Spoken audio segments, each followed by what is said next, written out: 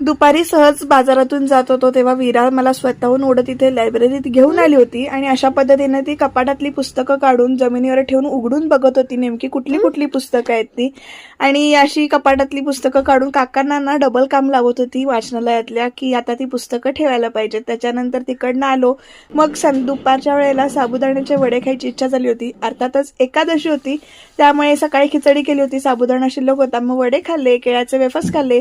रात्रीच्या जेवणाला शेंगदाण्याची आमटी आणि वरीचा भात केला होता. एकादशी आणि दुप्पट खाशी तुमचं होतं का? तुळशीचं लग्न करायचं आहे त्याच्यामुळे इथे तुळशी वृंदावन इथे रंगवायला मी, अन्नू आणि वीरा तिघी जणी इथे बसलो होतो.